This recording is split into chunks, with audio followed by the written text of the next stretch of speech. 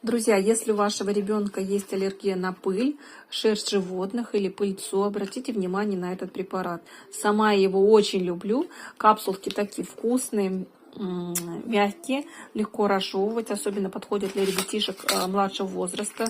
Мы примерно начали принимать ближе к 3 годам при аденоидах.